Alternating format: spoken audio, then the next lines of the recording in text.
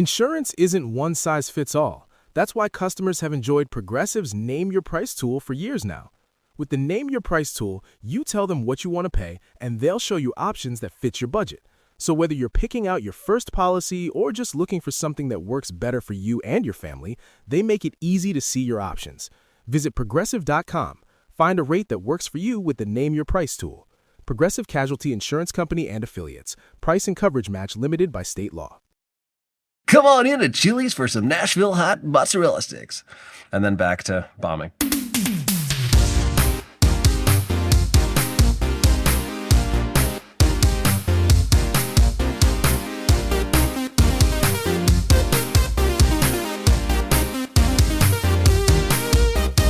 Sup, nerds? It's basketball. Welcome to Horse, basketball podcast about everything except for the wins and losses. My name is Mike Schubert, and I'm joined by my trusted co-host, the New York Knickerbockers eliminating the Philadelphia 76ers, to Josh Hart saying, I thought Philly was a sports town, but I guess not. It's Adam Mamwala. Adam, how's it going? Better than it is for the Sixers, who have now fired Daryl Morey. The process officially did not work. It was already official, but now it is officially official. Credit it's not his fault. It's not the Sixers' fault. Yeah, it's the fact that the NBA didn't let them do the full process, but yeah. Yeah, and also credit to the Knicks. I mean, they've been playing unbelievably well. They've now won 7 straight games, and hopefully they can stay hot despite sitting around for what will end up being over a week, I believe. That's fine. OG Anunoby is hurt, so the more time off, the better. It has been a strange week where I have not been as intently watching basketball. You know, more casual, throw it on in the background stuff. But yeah, the Knickerbockers did some good things. My 2025 beloved NBA Cup champion New York Knicks. They played some very good basketball, and Josh Hart made a very snooky comment because the attendance at the Sixers home games in quotation marks was very New York Knicks heavy, as it always is, because the Amtrak to Philly is like an hour and it's like $20. And they tried to do things. The Philly organization tried to do things where your credit card billing zip code had to be from the Philadelphia area, just taking a big dump on any Sixers fan that lives in Pennsylvania outside of Philly. Yeah, isn't you that live odd? In Pittsburgh, eat shit. Yeah, you can't go to the game. If it were like Pennsylvania specific, but even then, it's like, you know, there's parts of New Jersey where there's big Sixers fans that are like 40 minutes away. So the whole thing was silly. And honestly, every time a team does that, and it's happened before in multiple sports, it just makes them look kind of sad. And then it's even more pathetic when there are so many fans from the other team, because it's like, well, clearly people bought them with either zip codes that they knew someone who let them buy it, or they like bought them from the secondary market because, hey, listen, if you're a Sixers fan or you're not a Sixers fan and you live in the area and you want to buy some tickets and then sell them for a bunch of money, like, you know, that's your prerogative. But yeah, it's got to be tough for all of the people who both root for Villanova and for the Sixers. Like, that has to be kind of a complicated set of emotions, I would assume. There was a fun tweet that said the most recent banners in the Philly arena are held by 4 players, or I guess, sorry, now just 3 players on the New York Knicks. Right. It's true. Yeah. It's, listen, I expected the Knicks to win that series. I did not expect a sweep, so credit to them. We had a conversation after our softball game where you said, how you feeling about the series? And I said, oh, Knicks in 4. And you said, I'm feeling good about your Knicks, but I'm going to give them 6. And I said, Knicks in 4. Well, let's see if that continues 2 more times. That's all you need. That will be my prediction 2 more times. Yeah. Because here's my thing. I understand when a neutral fan like yourself makes a prediction. That completely makes sense. You have no horse in the race, but you're trying to actually make a prediction. I understand when people who work for media companies are making predictions and they're trying to be accurate to show their basketball acumen. But when a fan of a team picks anything different than their team in 4, what are you doing? You're like, yeah, I think my team's going to lose twice. Like, no, we're going to win every game. Yeah, but I mean, if we were going for like regular season predictions, I don't think even you would say the Knicks are going to be 82-0 because you just know that's not reality. Yeah. But maybe.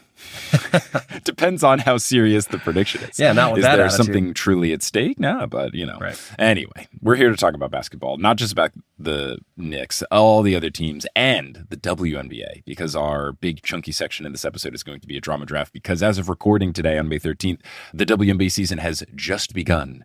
The real season is here. I'm getting compliments throughout New York City as I wear my WNBA orange hoodie. Things are going very well. By the way, that is my default. I'm supporting the Knicks, but I don't have any Knicks stuff. Outfit is the orange hoodie. It's good. You get the color, but you have plausible deniability of no. I'm a Bulls fan. Don't worry. I just love women's basketball also because I'm a basketball appreciator. Exactly. But let's get into the Teal Memorial locker room to get ready to talk about how much we appreciate basketball. And they've got all sorts of hoodies that you can wear, orange and otherwise. Mm-hmm. You know who else probably has lots of hoodies? Or at least a couple. Probably our patrons, and I would assume that our producer level patrons also have some pretty sick swag. Probably. They at least have horse jerseys if they joined early enough in the time when we still made those. But shout out to our producer level patrons, Polly Burge, Salvatore Desta, Siobhan Ellsbury, who we finally met. Shout out to Siobhan for coming through to our softball game. Officially the weirdest softball game I've ever played. We could do a full hour just about that. We won't, but we could. We should. We haven't done just like a straight up overtime bonus episode of just like independent of basketball stuff. I think if we find the time to do it, we should just describe this game because it was ridiculous. Yeah. The shortest version of it is just that we were losing and we made this incredible comeback. And then the umpire was so bad that both teams were arguing independent of if the calls favored or did not favor the team. Like he was so bad that everyone was just arguing about basically everything he was doing. Mm-hmm. And then he paused the game to tell both teams to shut the F up multiple times. And there were like a lot of tourists at our game. Yeah. We were at the... And to be clear, he wasn't saying shut the F up. He was saying the actual was saying shut the words. Yeah, this and like 10 times. Yeah, he said shut the fuck up a lot. He dropped a lot of F-bombs.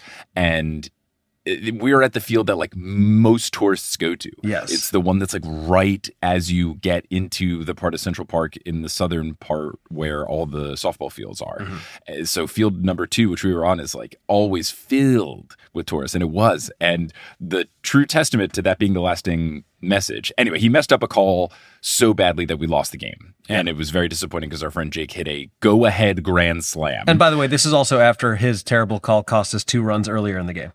Mm-hmm. Yes, so many. Wait, which one was that?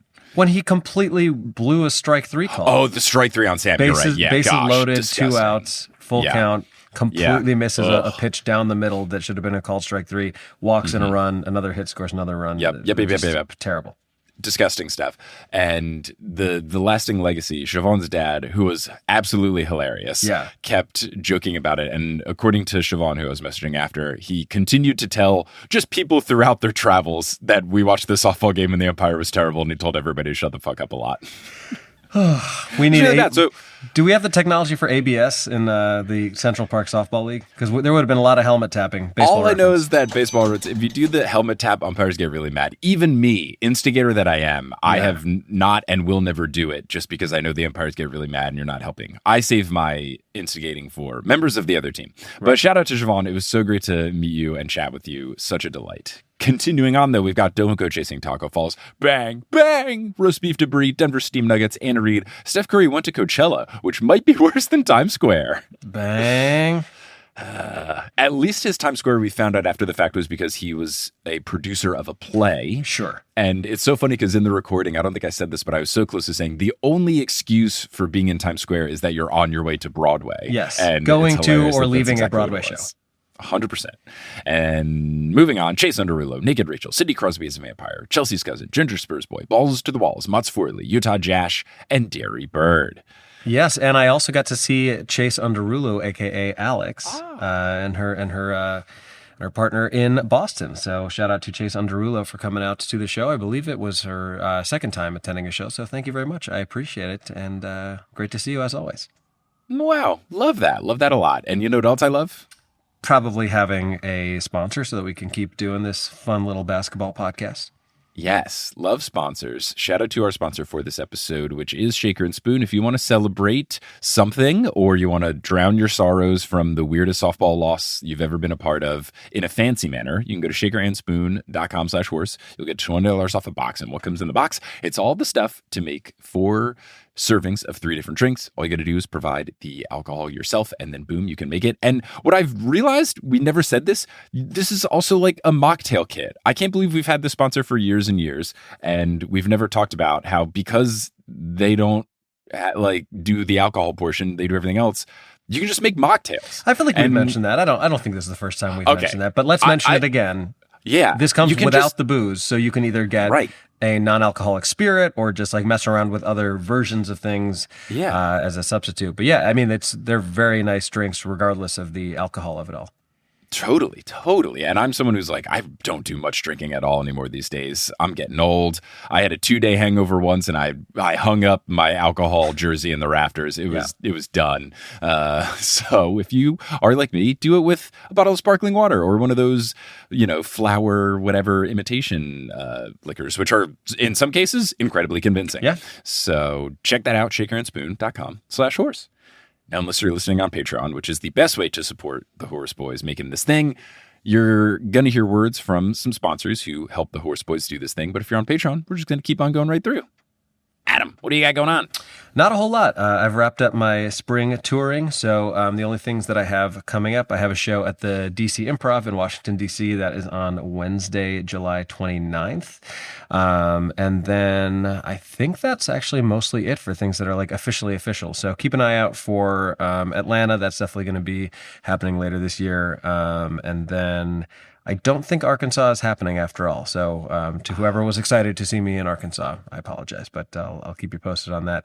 But yeah, otherwise I'll be, doing stuff around New York and certainly adding more shows as they come up. But that's what I got for now. What about you? I've got the one show for sure locked in. At the time of recording, that's our show in Brooklyn on August 15th. We're going to be doing the Noose Olympian and then also some improv. So even if you don't care about Percy Jackson stuff, we'll do some improv, and it can be a anyone can attend kind of thing. And then at the time of this episode coming out, there will be 2 new shows announced. I'm going to be in Boston on September 20th and Philly on September 27th. Are you going to wear Nick stuff in Philly? It'll depend on how the season goes. True.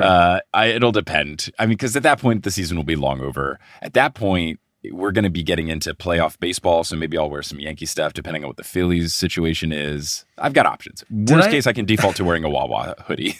Did I ever tell you about what I said when I did a show in Philly with Dane Cook, like a sports reference that I made there? No. Okay, it's worth telling on the podcast. Sure. So this would have been fall of 2024.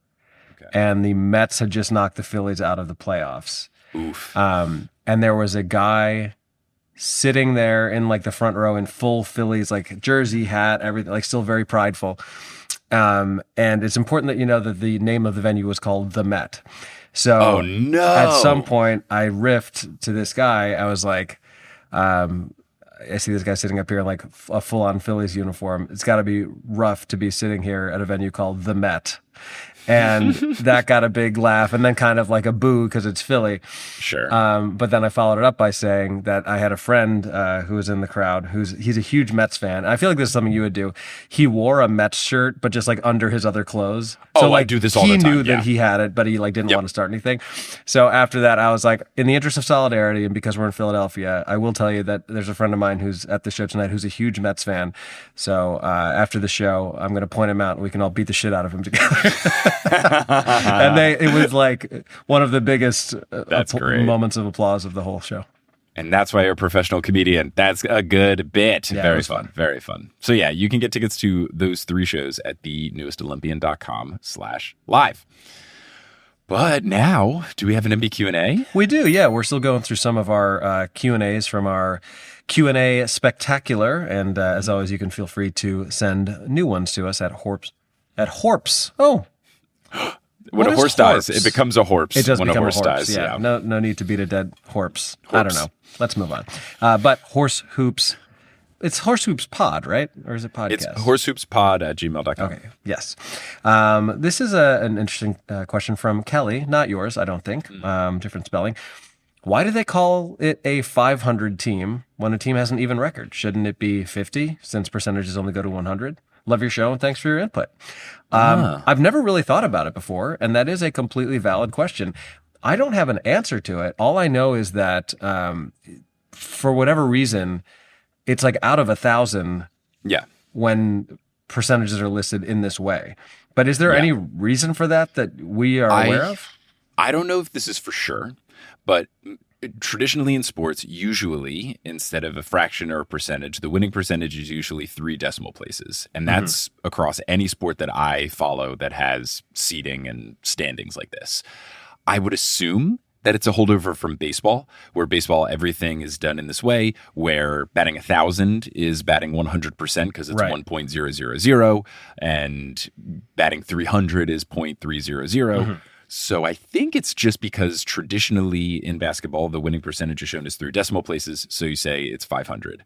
Yeah. And I think that's it. I would assume it's baseball, but I'm not 100% sure. That's my guess. Yeah, but interesting question. And listen, we just want to keep it 500 with you.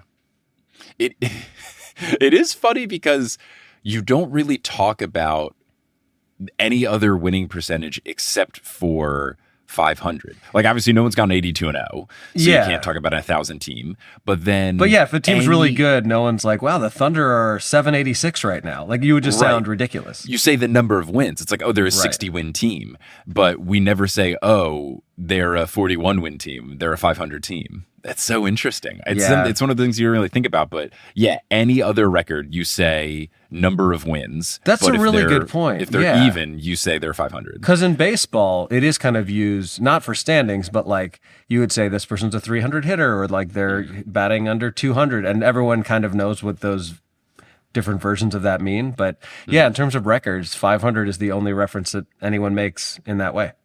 Right. And then other times you'll talk about games above or below 500. Right. So they'll say, we're 2 games above 500, 3 games below 4. Like, that's very, wow. Yeah. So I think that's it. But that's a fun question. Yeah, totally valid question. This is why we love doing these things for Horse. Like the nerd questions that we wouldn't think of are like, oh, right, this is so ingrained in sports talk that we don't even question it. Exactly. I think that's part of it, is that there are so many things, whether it's like rules within sports or just like terms that we've just heard our whole lives because we're sports fans, that it takes somebody who's not a sports fan to be like, but why though? And we're just like, well, because. I felt this way recently because in the building where Kelly and I live, there's a pinball machine in the arcade room that's on free play, and we've been playing it a little bit more, and we're both big pinball fans. We've been trying to like up to getting high scores, so we watched a video online of like strategy for getting better scores at this particular game. Yeah, because it's like every game has their different scoring mechanisms, and it's like, all right, what do we do to like actually, now that we're good enough at this table just to survive, what's the way that we like get a high score?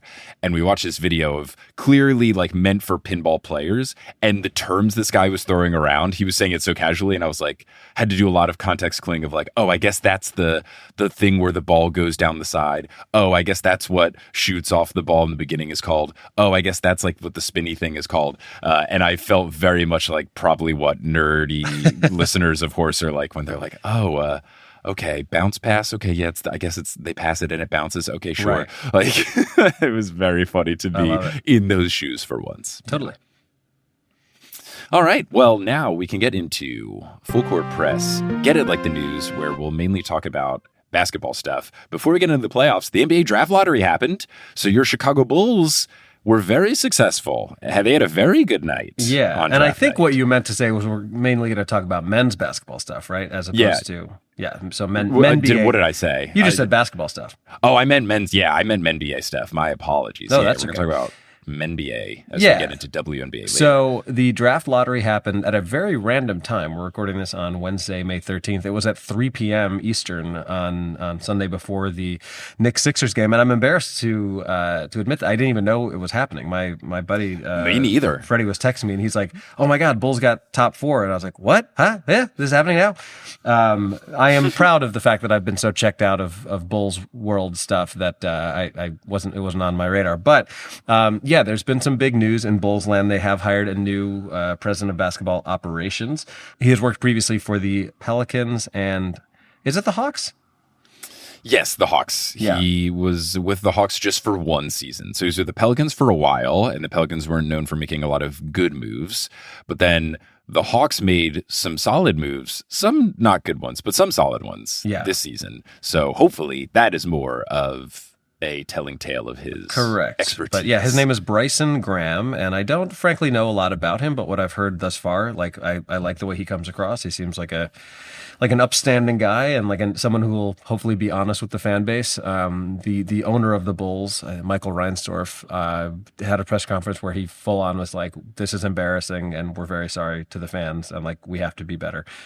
Do I believe that will change anything? Hard to say, but the important thing is the Bulls statistically were supposed to get like the number 9 pick, and they ended up in the drawing for the top 4. They did get the 4th pick, so they didn't move up any further. But as you and I were talking about, not on the podcast yesterday, it does seem like the consensus is that there are 4 players who are like standouts beyond where anybody else is in this draft. So it's a really nice position for the Bulls where like they almost don't have to make a decision in the sense that the other 3 teams get to pick who they want, and then the Bulls presumably will just take whoever that 4th person is who hasn't been picked. And Bryson Graham has already said, like, listen, we are at the very early stages of a rebuild here. This is not a situation where we're like, hey, we already have someone at this position, so we're going to pass on, whoever's available. Like, whatever the best player is that we can take is who we're going to take. So certainly encouraging. And the thing is, the Bulls really, I guess since Derrick Rose and then Jimmy Butler, though they traded him, they haven't really hit on a draft pick in a long time. Like they've had people who've ended up being fine, but they have not had like a franchise changing Cooper Flag sort of person. So if that ends up happening, my hope is that maybe, even though I don't expect them to compete anytime soon, it would be nice if they were at least like fun and watchable next year and building towards something. So pretty exciting for them to have gotten the number 4 pick. The number 1 pick, of course, went to the lowly Wizards, who hopefully this is the last time that a team gets rewarded for tanking that blatantly. But the Wizards sneaky could be like kind of good next year. They've got Trae Young, they've got Anthony Davis, they have this number 1 pick. So if they can get all of those people on the court at the same time, like, it wouldn't surprise me to see the Wizards in the playoffs or the play-in in this kind of strange window. Like this is their Dwayne Wade and Rajon Rondo on the Bulls era, where there's this weird collection of like veteran guys that are pretty well known for other things, but we'll see. Right. Yeah, I think with Washington winning, yes, they were the worst team. They had a win percentage of .207, and they were 17-65. They were bad. They ended the season losing 10 games in a row. And just I think the thing though is that they were just kind of like organically bad. And there were other teams like the Jazz who got the number 2 pick who had good players that they rested. And I think there were things like the Pacers did some shady stuff as well. And I think that there were more grosser tanks than the Wizards. I think the Wizards just were quite bad. Yeah, and the Pacers GM literally admitted to tanking. He said to the fans something to the effect of like, I'm really sorry it ended up this way. Like, we did everything we could to get a top draft pick, but it didn't work out. Right. Wild. The reason he was apologizing is because they made a trade with the Clippers to get Ivica Zubac, and Zubac is a good player, and he's like kind of young. I think he's like late 20s, so like young enough to fit around Tyrese Halliburton, but not like this like young, he's going to be in the team forever kind of guy. But they needed to fill the hole that Miles Turner left by leaving, and I think he's going to be a very good fit for them. But in this trade was Benedict Mathurin, who was a young player that like probably didn't have a future with the team, and then a top 4 protected pick. So if the pick was 1, 2, 3, or 4, they would have been fine, and they tanked low enough to where I think they had like a 20 or 25% chance of getting this number 5 pick, but then any other combination was the 75%. Like I think they couldn't get worse than 5 because they were the second worst team in the league, but they did get 5. And since they did, then had they to have trade. They got to give it to the Clippers. Right. So big win for the Clippers because they had kind of a fun season despite all of the aspiration drama and all that going on. Yeah. They get a number 5 pick. Now, the draft, as we've said, is like you kind of get the top 4, but still, like it's going to be it's going to be good, and it just makes it's not that like the trade is awful, because Zubats is very good and you never know what a draft is going to be. You never know if a draft pick is going to be good, but it just makes them tanking the whole season kind of worthless. Right. And maybe they could have done more productive things, like some of these young bad teams who tried stuff out. Like the Bulls, it's kind of a great situation. Memphis as well. They both like made trades to make their team bad and put themselves in a position to be better in the future, and then just like played young guys. And then Memphis jumped up 3 spots from what they were quote unquote supposed to get. Chicago jumped up 5 spots. So you had some teams moving up, teams moving down. That is the point of them doing these, what they call lottery flattening odds, to where, you know, yes, you were the second worst team, but percentage wise, it's very easy for other teams to get the number 2 pick. So that's going to be even more extreme if these proposed tanking rules go into effect. So we'll get more of a mess like this, because there were 3 teams that moved up. There were 5 teams that moved down. So there's a whole lot of shuffling around for the draft pick situation. But the draft will be very interesting. And I agree with what you're saying. The Bulls are in the perfect position where they can just not have to have the regret. You know, no matter what they do, it's kind of just going to fall. Like, you got to pick whoever falls. And then if someone else pans out better, you just get to go, we didn't get to get him. Well, both you and another friend of mine who's a huge Knicks fan texted me on Sunday, like, well, Patrick Williams was a number 4 pick. And I was like, you bastards, I root for the Knicks in solidarity, and this is the kind of treatment that I get. Fortunately, there is not someone who is, I would say, akin to Patrick Williams in this draft. Obviously, you never know how people are going to pan out once they get to the league, but there is a pretty clear consensus. So it, like, whatever happens with who the Bulls take, as long as they take one of those top 4 guys that everyone considers a top 4 guy, at least they're kind of sparing themselves from people being like, why did you take that person? So hopefully that is the case. Before we get to our quick kind of NBA playoffs drama recap and further predictions, a couple pieces of sad news, and I'm sure you saw this. Brandon Clarke passed away yesterday. It's a Memphis Grizzlies forward, kind of like a role player, but young guy, 29 years old, and based on the reports, it looks like it likely was a drug overdose. So very, very sad situation. And Jason Collins, who played for the New Jersey Nets, the notable, not so much for his actual playing career, but the fact that he's the first openly gay NBA player, unfortunately was diagnosed with a brain tumor within the past couple of years and passed away as a result of that. And also very young guy, I think 47 years old. So rest in peace to both of them. Obviously, just very sad. Yeah, really sad, especially because for Jason Collins, the disease that he had was one that, like, I read something that was basically like, it's a disease that could be curable with an mRNA vaccine, but because of this administration and RFK Jr. slashing all sorts of research for that, you know, he couldn't get the help and the treatment that he maybe would have been able to get otherwise. Oh, I didn't know that wrinkle of it. Yeah, So I didn't look into it deeply, but it came up on my Blue Sky feed of just like, here's an extra thing that makes this really frustrating. Yeah. So, yeah, and thankfully, you know, the Spurs in the next playoff game that happened afterwards, they did a moment of silence during the game for both Brandon Clarke and Jason Collins. Now, the NBC broadcast then faded to black and cut to a commercial and played a DraftKings commercial. But at least if you were in the arena, it was nice and respectful. But if you were watching at home, it was another opportunity to get people in debt. So, love to see it. You just love it. Reminds me of I think it's not funny, but there was some sort of CNN report about, you know, some horrific thing that happened in the world, like a bombing somewhere. And then it was one of those things where like they cut to an ad within the screen, so you can still see the screen, but then like the top corner, and it was just like a Chili's triple dipper commercial. It's like the worst possible. Come on in to Chili's for some Nashville hot mozzarella sticks.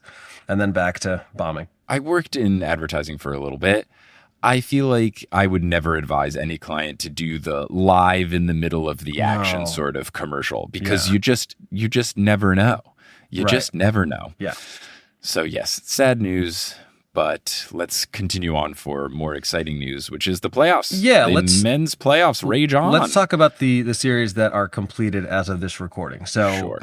It is Wednesday, May 13th. The Knicks. Happy birthday, Kelly.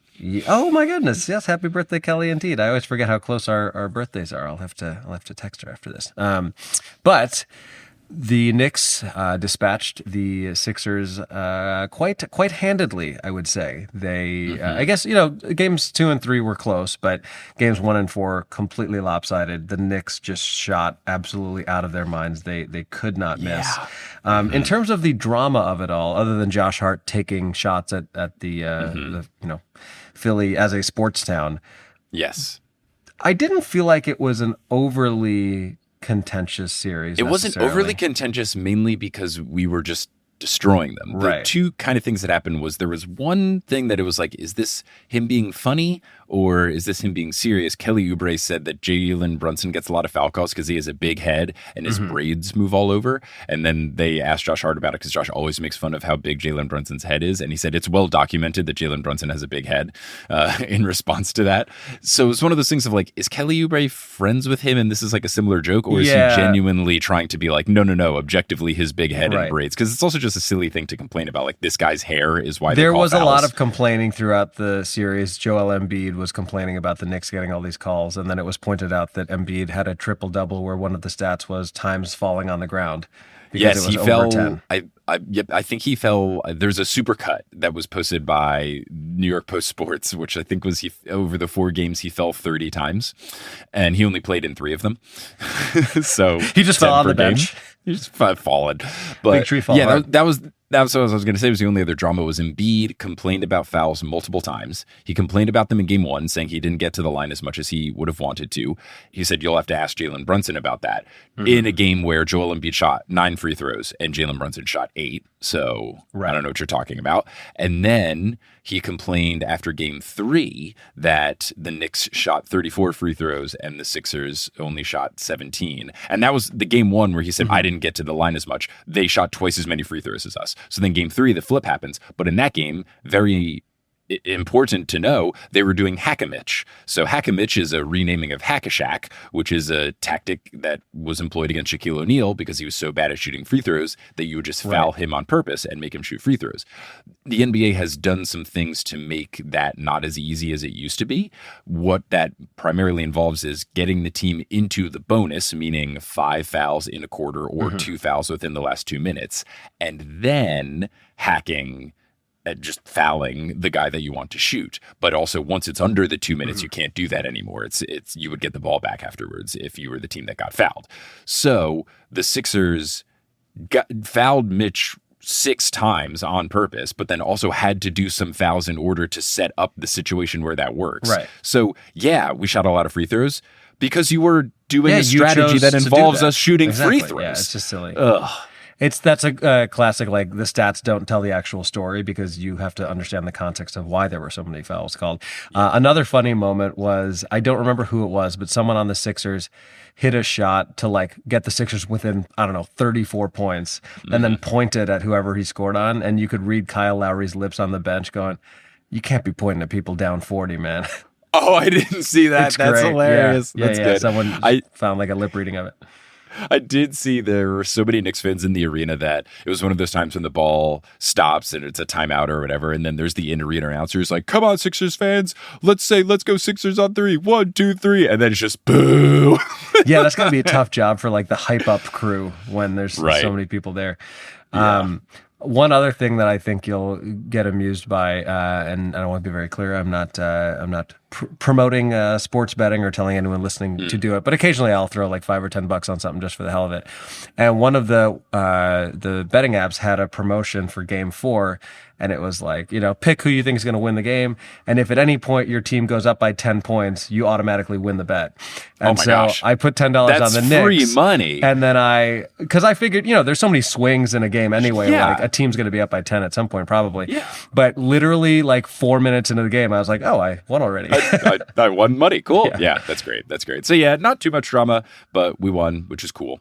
The other series that is complete is between the Lakers and the Thunder. Another sweep. But this one was a much more closely contested sweep. I was watching these games because I've been very intentionally trying to maximize LeBron consumption before he retires. Same. And I already have regrets about not seeing him when he was on the Heatles, because I thought the Heatles were going to be together longer. So I'm trying to make sure I don't regret not appreciating him for the player that he is, because I don't know when we'll ever see anyone with a career like his. So I was watching some of these playoff games, and they were kind of like close in all of them. But the big thing is just not having Luka Doncic and not having a fully healthy Austin Reeves. They just couldn't do it. They just couldn't make it work. Yeah, and listen, if they had a fully healthy Luka, I still think I picked the Thunder to win over them, but it certainly is much more of a series, I would assume. Yeah, so it was something that at least they showed some promise. What I think is interesting is that they showed promise of, okay, if Luka's healthy, we might be okay. There's all this stuff of like, oh, the Lakers are trying to move to the new era. LeBron's got to compete right now. The Lakers kind of showed like, oh, we were kind of in it. Like things are working kind of good. JJ Redick's coaching this team quite well. People are contributing. Rui Hachimura is not missing any shots. And it feels like with Luka out, getting to where they did was kind of the ceiling for this team. Like it was impressive that they got past the Rockets. Obviously the Rockets were kind of in disarray and Kevin Durant missed a lot of time, but it was impressive that they won that first round. Obviously getting swept is not ideal, but there's no shame in losing 4 games to the Thunder, especially when you're in most of the games. Like they didn't have any ones like the Sixers where they lost by, 30 or 40 points. So credit to LeBron for doing literally everything a person could to carry his team. And now we have re-entered the 5th consecutive year of post-game press conference where LeBron says, I don't know about my future, and then he'll come back next year. There's no way he retires. There's no way. There's no way.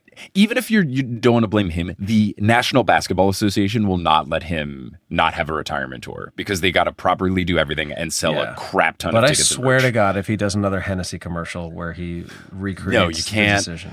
Can't do that. But what he did, at least there is some reporting whether or not it came from LeBron's camp. There's rumblings from a Los Angeles Lakers reporter that LeBron might consider taking the veteran minimum contract if it means the Lakers can add up and get some guys. And I think he should 1,000%. I mean, the guy's got more money than a person could ever spend just from advertising alone. He's a billionaire. Why not? Like if you want one last... And who knows if next year's his last year, but like, let's say he wants 1 or 2 more shots at getting another ring. Yeah, take the veteran minimum, add the best players that you can possibly add to an already good team. It does seem like JJ Redick has ultimately worked out. Something we'll certainly revisit when we kind of relitigate our drama draft, that we kind of didn't know how the JJ Redick situation would work. And I think he's been good. He's been quite good. Get DeAndre Ayton off the team. Just a terrible. He's nothing against the guy personally, but he's a rough watch. No, he's just not. You need to have the mental component in addition to the physical. You hear all these stories about people being super dedicated and intense. You need that as well, and he just doesn't seem to have it. But yeah, I think the veteran minimum, obviously the National Basketball Association, Players Association, they don't like for players to take less money than they should get because it can set a bad precedent. And once you become a veteran minimum guy, no one ever pays you more than it. But I think LeBron being 41 years old and trying to still compete is a special case where I don't think this is going to set a bad precedent of how we pay players. But if 42-year-old LeBron James wants to stay in LA and try and make the team better, like, dude, I think it's totally... Yeah, and as much as people have speculated about like, oh, maybe he would go back to Cleveland and do kind of a last run there, to me, it just doesn't make a lot of sense. The more I've thought about it and talked to people about it, it's like, first of all, he plays with his son. That's not going to happen anywhere. He lives in LA. His whole world is in LA. He's got other kids, one of whom is in college, his son Bryce. I know his daughter like plays volleyball locally. Like it just would not make any sense at this stage of his life to like uproot his family or go be in Cleveland by himself. So as much as people like want it to happen emotionally, in my mind, the only thing he could do in Cleveland is tarnish his legacy. He already went back. He got the championship. Like if that hadn't happened, sure. But it did. So to me, it's silly. Now let's move on to the other 2 series that are still happening. The most drama maybe of the whole second round has been what happened in the Spurs Timberwolves series. So last night the Spurs won Game 5. So at this moment they are up 3-2, going back to Minnesota. Personally, I would love to see that series go 7 just to see what happens. Although the other side of me is like, I do want someone to actually give Oklahoma City a series. So maybe it would be better for San Antonio to just win in 6 and then see if they can actually put up a fight. But in Game 4, the Spurs were up 2-1. It was a pretty close game. I think it was like 30-something to 30-something.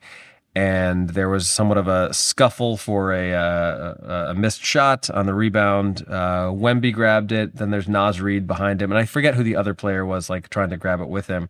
But essentially, Victor Wembanyama just got frustrated at people kind of, I don't know, fouling him, trying to grab the ball, and just spun and fully elbowed Naz Reid in the face, knocked him on the ground. They reviewed the play. They deemed it a flagrant 2, which means that it's a 1 strike, you're out, like a red card in the, I'm going to say football. Nice. Yeah.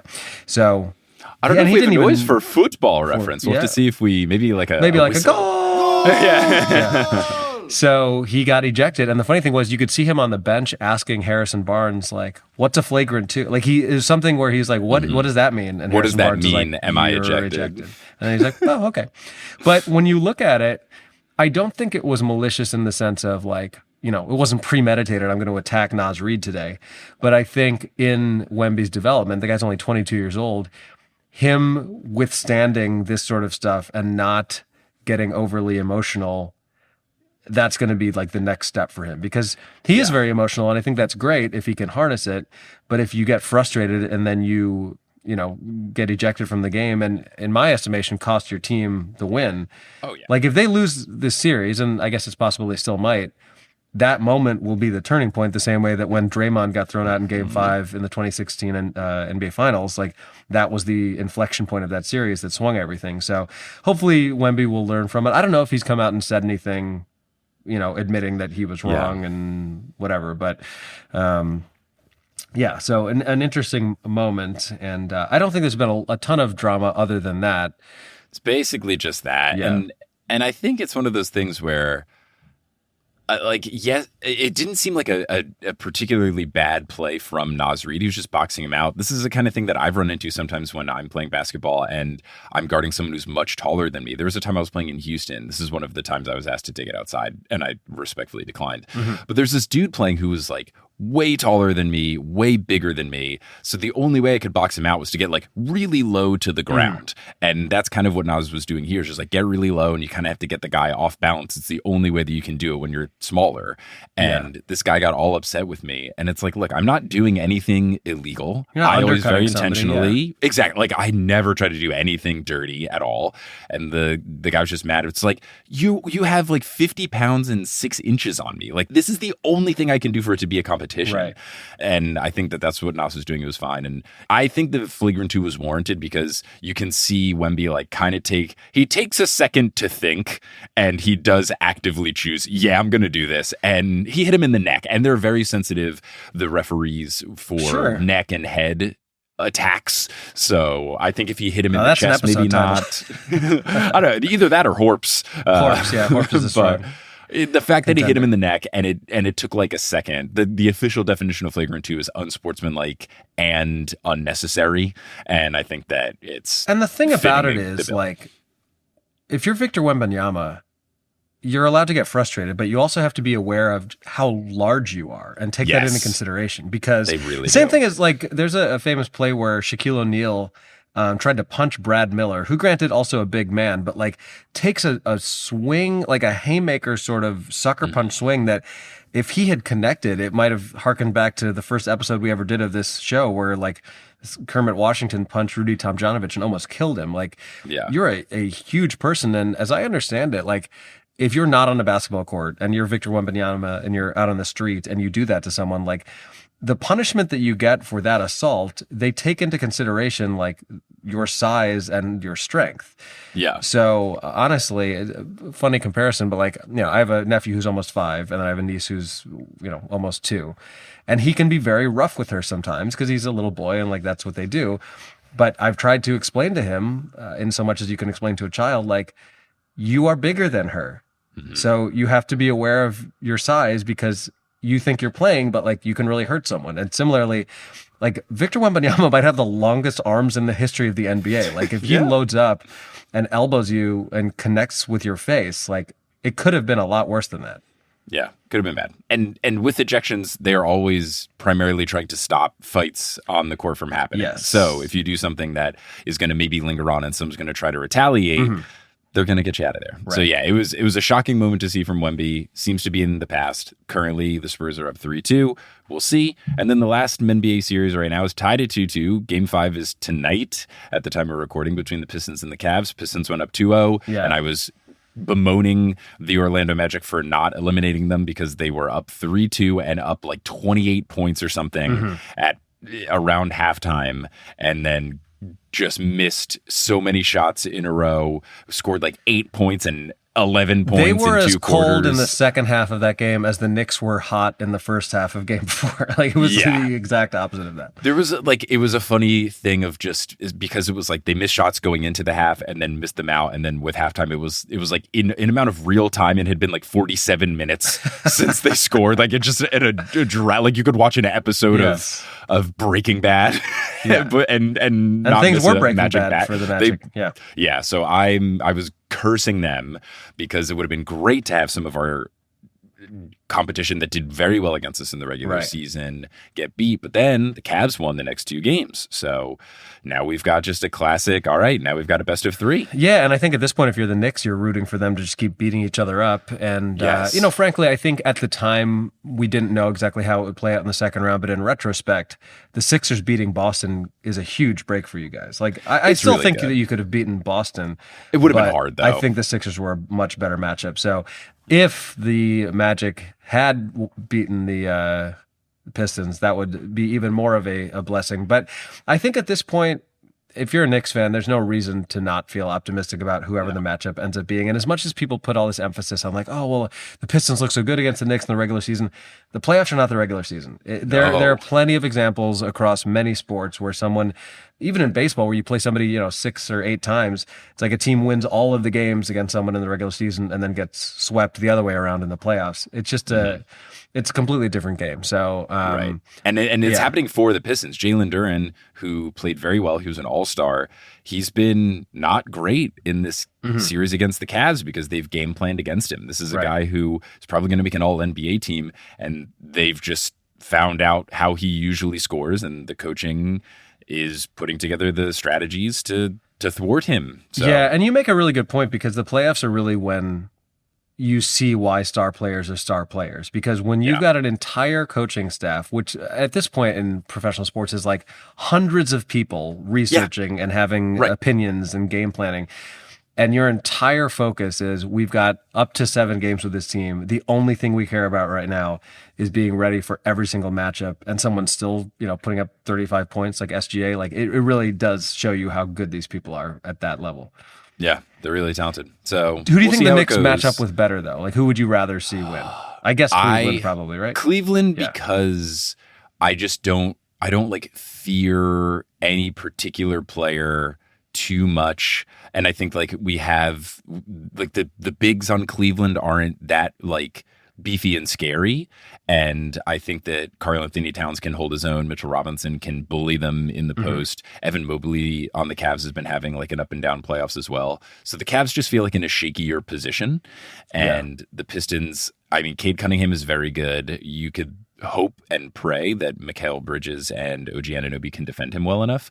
But Jalen Duren, like, he is very good. And Isaiah Stewart's a tough guard. I think the Pistons just have certain things that are tougher for us to guard, and it doesn't feel good that we went 0-3 against them in the regular season. Speaking of Isaiah Stewart, if Wemby elbows him, it's going to go differently. I'm just going to say that right now. Not what you want. Do not mess with beef stew. And frankly, all due respect to Wemby, elbowing somebody in the face, not very monkish. Not very monkish at all. No, I don't think so. He might need some more time at that Shaolin temple, I think. Go back for your sophomore year in this offseason. But yes, that is the catch-up on the NBA playoffs. We'll see how it goes. But now, for the final section of this episode, we're going to be doing a very quick little WNBA drama draft and just going through. The season has started. Most teams have played 2 games, and we've got drama abound. Did you want me just to kind of like roll through my thoughts? I think do that. I'm gonna let you take the lead on that. And also, as we record this, the Portland Fire just had their first win last night, and it was electric. They won on a buzzer beater against the New York Liberty. And it is honestly, we will share the video. It is one of the loudest crowd pops I can remember. Like the ball goes through the net in a sold out Moda Center where the Trailblazers also play. And it is like, it feels like the audio is like blown out in your headphones. It's really cool. Yeah, it's great to see. It's fun to see the new teams get so much love. And shout out to the Portland Fire and what their arena is called, the Firepit. Come on, really cool. Yeah, the Firepit is great. So let's go with the drama draft. On a related note, I'm going to put at the top of the drama draft the New York Liberty. Interesting. I'm putting them number 1. Trouble in Paradise? I don't know. I mean, they did the thing first and foremost where in the fall of last year, they fired Sandy Brondello, their head coach. Yeah. And it just felt like, I don't know, you lost to the Lynx, like you lost to a good team to get there. I don't think it was worthy of a firing. And it also didn't seem like the players wanted that to happen. That's the biggest thing. No. It's like it's one thing if the eye test says the coach is good, but the players are like, we don't respect this person anymore. Kind of like what happened in Orlando. Like Jamal Mosley was fired, and even though they had a pretty good season, the players were like, yeah, we're not responding to this person anymore. But that did not seem to be the case with Sandy Brondello, like in the least. Just really weird, really strange, and felt too harsh. The Liberty had a injury up and down season. Like it was just weird. It was just weird. And now Sandy is coaching the Toronto Tempo. They immediately were like, oh my God, yes, please coach our team. Wow. Yeah, that's someone where the second they lose their job, you're like, that person will be hired in a day. Yeah. I don't know what the timeline exactly was, but it couldn't have been long. Yeah. So I just think that they also had the thing where they like didn't bring back Natasha Cloud. Natasha is now playing for the Chicago Sky, and it just Cloud on the Sky just feels like the right fit. It does. I personally would have loved her on the Storm. I've wanted her on the Storm for years. Yeah. Cloud on the Storm is perfect. Cloud on the Sky technically is the antithesis. But do we know if she's a cumulonimbus? Ooh. If we get Natasha on the pod, we will ask what type of cloud most appeals to you? What cloud do you feel most seen in?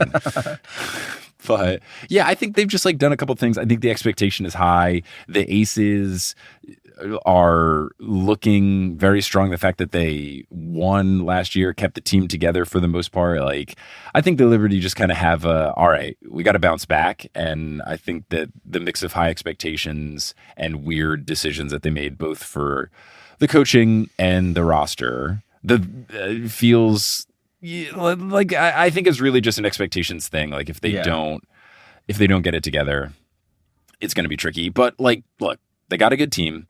They brought in Satu Sabali, and that could be reason enough for them to be like, we've got her. We don't need Tosh. Who was it on the Liberty that had that unbelievable crossover that the entire bench was losing their minds over? I mean, that was really cool. I'm not sure who it was, but I'll share the link to it because they did like kind of a close up of it's like Sabrina on the bench, Brianna on the bench, like everyone's individual reaction, and they're all just making some version of like the stank face. Yeah, it was really. He made someone fall. It was incredible. So I'll put them at the top just because expectations plus confusion. Sure. If I'm gonna go with another team, I think I'm going to go Chicago Sky for number 2. Mm-hmm. This one is less expectations, more because we've already discussed it, but the Angel Reese trade was weird. And then they made all of these moves that just seem like, what are they trying to do? You trade away Angel Reese for picks and you think, okay, you're going for a rebuild. But then they bring in a lot of veterans. And that's where Natasha Cloud is playing. Mm-hmm. That is where Skylar Diggins-Smith is playing. They made a trade to bring in JC Sheldon. They traded away future draft picks for that. But then they made a pretty solid trade to get Rakea Jackson from the Sparks. They brought in Dejanay Carrington. Dejanay's very good. So they're in this weird in-between of like, I don't know. They've got Courtney Vandersloot back on the team. It's just this thing of like, okay, clearly you're trying to win now. Why does win now include trading Angel Reese for 2 future picks. It just, I don't know. It's confusing. And then just Skylar Diggins-Smith, even when she was on My Beloved Storm, drama follows her. It really does. And I worry about that for this guy. Yeah, I mean, is it like a Chicago basketball tradition to just have no direction in a franchise? I don't know. The front office is strange with them. They don't have the good facilities as well, and people are complaining about that. So I don't know. I think that could be some drama. For number 3, I think this could be recency bias. This could be Seattle Storm bias, but I'm going to give it to the Golden State Valkyries.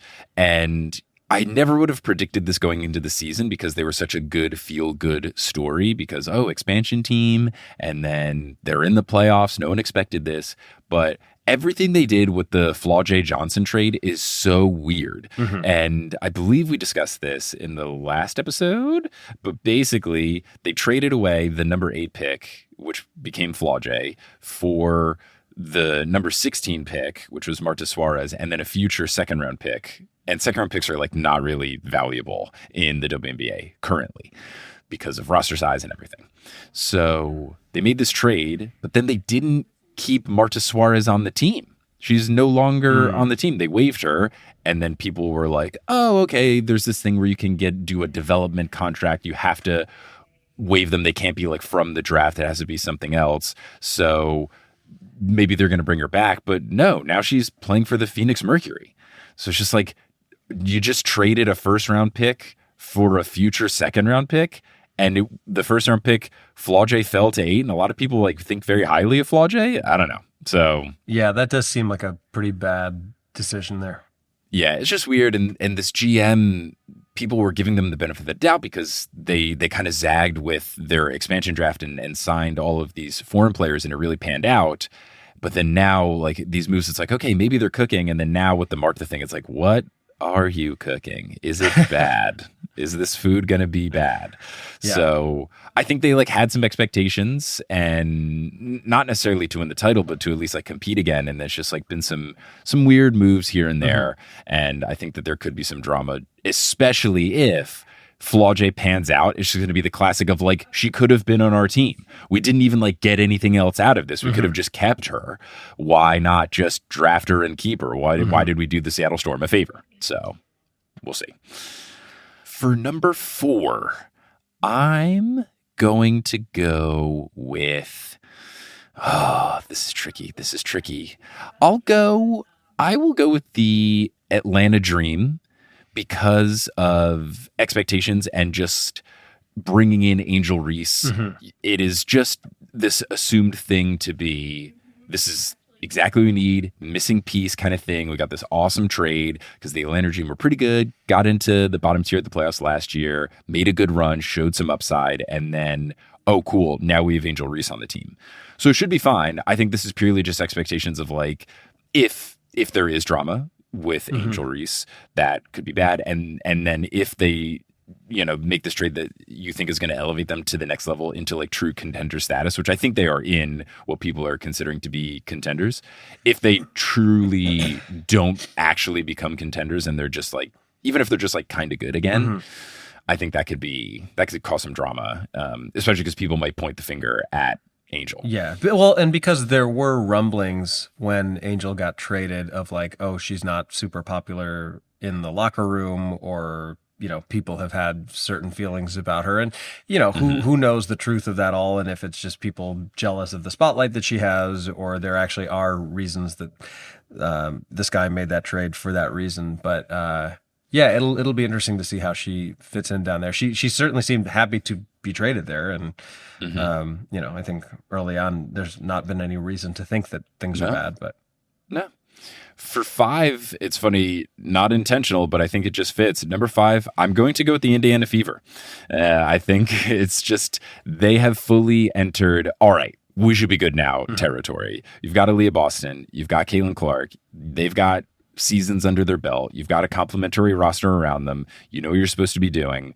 And I think that if they don't come through this year and at least show like some serious promise, then it's going to be questions of what's going on. Also, Sophie Cunningham, aka MAGA Barbie, is on the team. That always can have drama. So I think the Fever gotta show up. I also think that last year was the first year that Caitlin Clarke really dealt with serious injuries and missed a lot of time.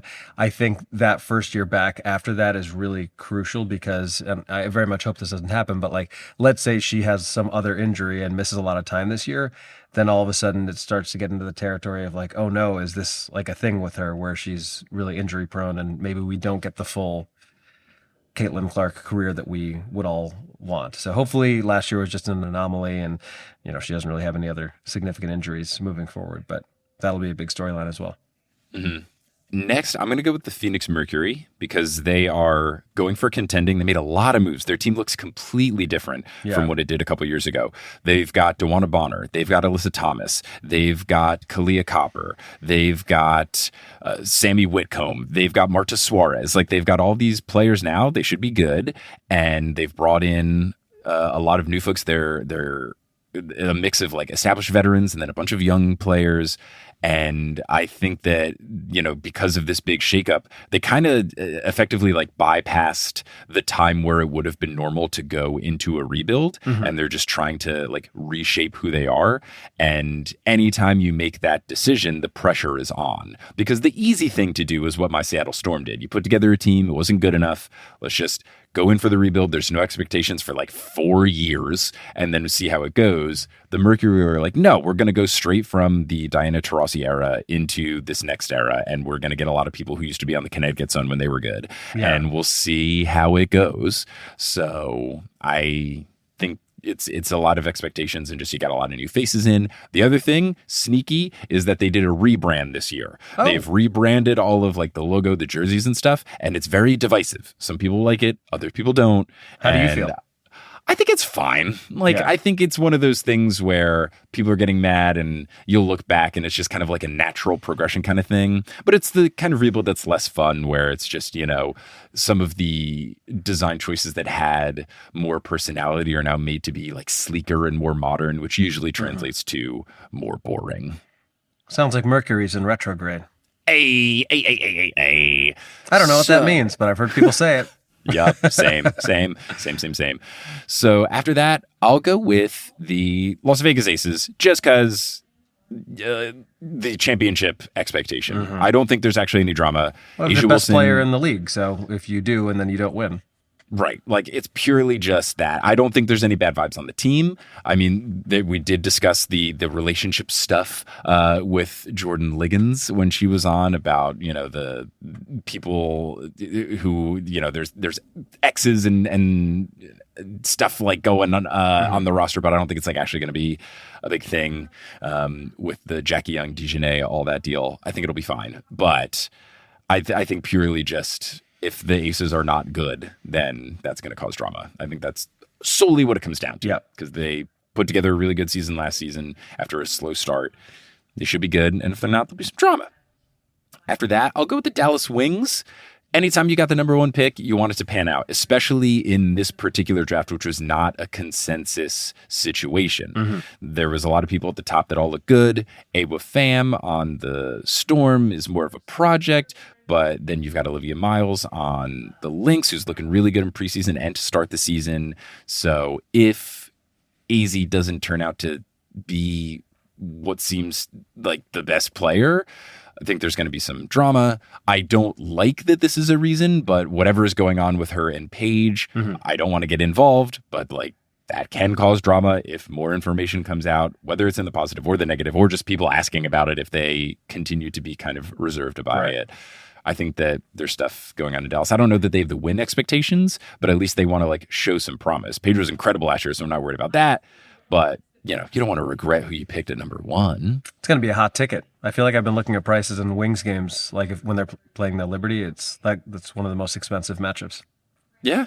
And like, can't blame it. I cannot blame that for being the situation. Yeah. Next, similar to the Aces, I'm going to say Minnesota Lynx. Again, just the expectations. They lost a couple of players, brought in a couple of players. Being as good as they are and then having the number 2 pick in the draft is awesome. Olivia Miles fits really well into their team because they've got a point guard now. So her being a solid point guard and working with Nafisa Collier should be really good. They did lose Bridget Carlton to the expansion draft, so that hurts. And then they traded away one half of the stud buds over to they traded Heidemann over to didn't re-sign. T is now on the Storm. So that's like potentially locker room vibes, but I don't think it's going to be a big deal. So I think they have expectations to be very good. They should be in that upper echelon of teams. And if they fall short, there will be drama abound. And they might be in a situation where they got to make some moves. So I could see that being some drama. After that, let's see. I will go with the Los Angeles Sparks, just because they're kind of in a little in-betweeny sort of thing, but they made some moves to be more in the area of win now than win later. They made some trades, like trading away Rakea was strange to me. She was only in her second year. I don't know why you don't just keep her. She was a promising young player. They got some picks back, but I don't know. I think, you want to see promise out of people like Cameron Brink. You want to make sure that Kelsey Plum is our centerpiece that we're working around. You bring back in Nneka Ogwumike, which is awesome for the vibes. But when you do that, you are in she's an established veteran. I guess we're trying to win now, but no one considers the Sparks to be a contender. So it's a little bit of, why are we doing this? So how has Cameron Brink been in the league? I know she missed the full season with an ACL tear, but to my knowledge, pretty good. Not blow the doors off the league, but pretty solid, I believe. Yeah. So we'll see. Her first game this season wasn't amazing. She had 0 points and only 3 rebounds. But as far as over the course of her career, I don't know, doing all right. I think it's hard because it was so much of injury. I think this season is really when we're going to see what she has to offer as a player. Yeah. Honestly, of everybody in the WNBA, and maybe this isn't fair, but if you follow her Instagram, it does kind of feel like she's an influencer first, basketball player second, almost. And she's very attractive and does a lot of modeling and everything, but almost like an Anna Kournikova and tennis vibes, tennis reference sound. Ooh. I think we have one. We have one. Just it does seem like there's a lot of stuff that she's doing off the court. And I think nobody cares about that if you're still playing great on the court. But I do wonder if there could be some drama with people saying, hey, all that's well and good, but we also really want you to be good at the thing that you mainly do. Yeah. And I let me correct myself what I said. The Rakea Jackson trade was for Ariel Atkins, who is more of an established veteran. They didn't get picks back in the trade. So it's kind of trading young for trading a little old. That makes sense, because then maybe it gets you closer to winning now rather than developing. But I think the thing is they've made some win now moves, and I don't think they're good enough to win now. So I don't know. I don't know what they're angling with. So that's what I got there. And then now we're getting towards the bottom, the not so dramatic teams. Let's go with the Connecticut Sun. I don't think there's going to be really any drama there, but I guess final season though, right? Final season. Yeah. So there could be some drama. Just I don't know. I kind of separate them from the whole forced sale to Houston thing. I don't think that's necessarily the Sun's fault. No. So maybe there will be some drama just around the way they handled the final season, but I don't think that's going to be anything particularly bad. I'll go with the Mystics as well. The Mystics are just kind of fun and young. I don't think there's going to be any drama. They Sonia have so many. Citron, baby. Sonia Citron is very good. They had a bunch of first round picks in the past couple of years. I think they're just in the classic let's see what we got. Let's play all the young. They're folk. a hell of a lot more watchable than the Wizards. I'll tell you that. Definitely. So I don't really see there being much drama there. And then I will say then we've got the 2 expansion teams. Between Toronto and Portland, I'll say Portland just because I don't know if the owner of the Portland Trailblazers is also the owner of the Portland Fire. I think it's the same kind of ownership group. And he's being so weird with the Blazers that I wonder if that will bleed into the Fire. That's the only reason I would give them the edge over the Tempo. So the Tempo, though, I will pick next because they had a bit of a unique expansion draft where it seems like a lot of what they were doing is like very much like projecting towards the future as opposed to picking toward the current. So, we won't be able to see it this season, but it'll kind of be maybe something we look back on and be like, wow, these people didn't pan out. And then I'm probably being a homer here, but at the very bottom, I am putting my beloved Seattle Storm at the very, very bottom. Well, you were right about the Knicks being draft. Undramatic, and perhaps you're right about the Storm.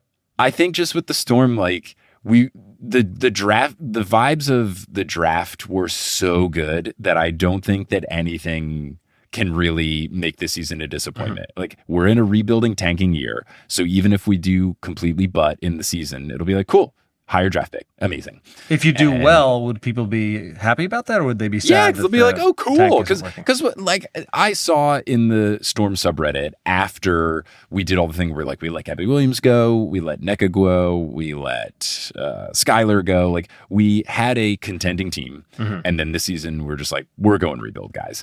And people were all upset, like, oh, why are they doing this? And I was like, because you have to do this. Like, our team was nowhere near touching the Aces, the Lynx, the Liberty, the Dream. Like, we're not going to do it. So you got to go rebuild. Go all in on Malanga. Go keep Ezzy Magbagor, even though she's like a little bit older, or trade her for someone. That's a Harry Potter-esque name right there. Ezzy's great. I love Ezzy Magbagor. She's phenomenal. And I, especially now with the draft, like, we had the number 3 pick, we got Awa Pham, like, she fell to us, which is awesome. On Celia's fantasy team, by the way, hoping she pans out. Unlike Tina Charles, who retired, which we didn't mention. So funny. I feel like she was going to play this year. And then just also was like, just kidding, guys. Maybe she went through a couple of like the preseason prep and was like, this sucks. Like when John Sterling, may he rest in peace, did one road series and then was like, I'm done. This sucks. I'm so old. Yeah, maybe Tina Charles did like 2 back-to-back practices, and then her body hurt for the next 4 days and was like, I think I'm good. I would love to sit on a couch some more. So Awa Pham, that's so cool. She's not even on the team yet. She's like finishing stuff up in Spain and then joins in a couple of weeks. And then the Flau'jae thing is just like so surprising. And I think that's the perfect thing where Flau'jae has upside, but Flau'jae is also so fun. The great rapping career is really cool. So much personality, instantly lovable. Because we got her in this sort of pick of like, we didn't even really have to give anything up for it, and we don't have to worry about Marta Suarez being good. We don't have to regret that, blah, blah, blah. It's just like anything good she does will be, it's just like playing with house money if she's good. So that's really fun. And then vibes are already great. We got Jade Melbourne back on the team, which has me delighted. Jade chipped a tooth in a preseason game, like going after a ball. Like, the energy and the vibes are great. We have Big Mama Steph Dolson on the team as a veteran center presence, and she just always brings electric, lovely, wholesome vibes to the team. Jordan Horston has great vibes. They had this video that went kind of viral on social where it was on Cinco de Mayo, all the Storm players dancing to this very like reggaeton, Bad Bunny sounding song. And it was just great. Like, the vibes seem great. We got the new coach. We just announced new jerseys that look really cool.